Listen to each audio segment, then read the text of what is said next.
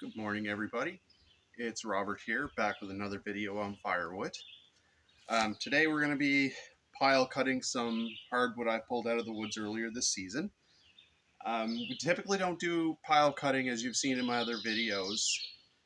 I like to cut my wood on a cutting rack or just freehand, but I had stockpiled I'd say there's about 5 cord here, 4.5, 5 cord here. So we had stockpiled that earlier this year. And our ATV's down for repairs right now, so I just wanted to get a little start on it. A lot of the wood on this end of the pile is stuff I would not be able to cut on a rack anyway. It's mostly in the 6 to 10 inch range, so it's a little bit easier to pile cut it than it is to cut it on the ground, where you could get rocks into your blade or hit something you shouldn't want to hit. So this is just how we do it. The chainsaws are marked with a 20-inch indicator, so from tip to this indicator is 20 inches, what we typically cut our wood. So there's no need to measure or guess, but it's 3 blocks regardless, 60 inches. Today I'm going to be using my father's MS 271, 50 odd cc still, with a 16-inch bar. I find it's a better saw for blocking with these bigger piles, bigger pieces than my Husqvarna 55, though I do like my Husqvarna. So I'll get you moved in for a slightly different angle and we'll get going.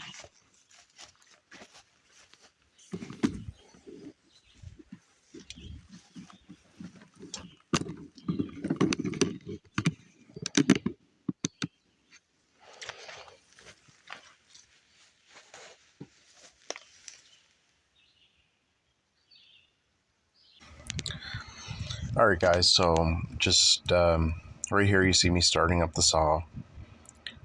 Then I lay it down. The chain brake was on, so it stalled out just as I walked towards the camera. So here you are, see me starting it up again after releasing the chain brake.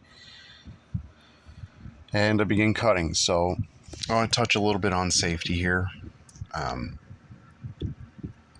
I don't wear the typical cutting pants, chaps, when I'm cutting firewood in my own yard.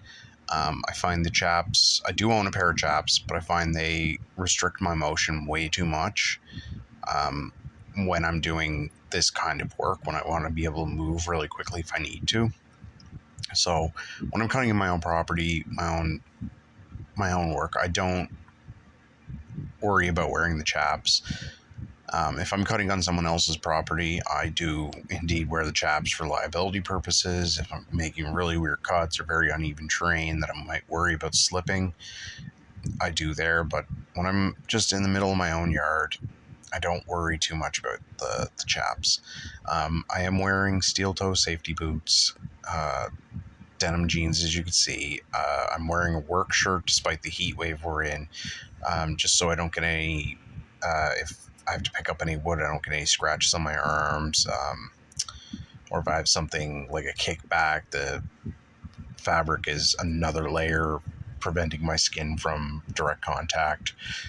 As you can see, I do wear safety headphones, earmuffs over my ears to help cut down on the noise. And although my glasses are not impact rated, they do offer a level of protection in case something happens.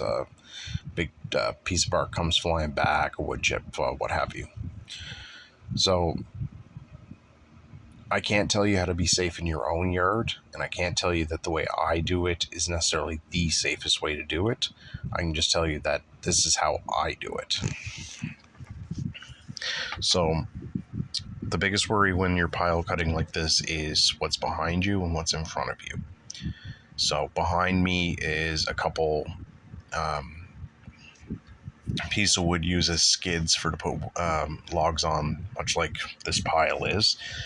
I have to be mindful about that, and in front of me is the worry of the pile rolling down on me as I remove more wood. You'll see in this clip it does actually shift eventually. So just be mindful of that. Always be mindful of your surroundings when you're pile cutting. So if you like the video, give me a thumbs up, give me a thumbs down. Tell me what you like, tell me what you don't like. I always encourage people to give me feedback and let me know if there's something I can do different with my videos or what I can do. So, thank you for watching, everybody. Enjoy.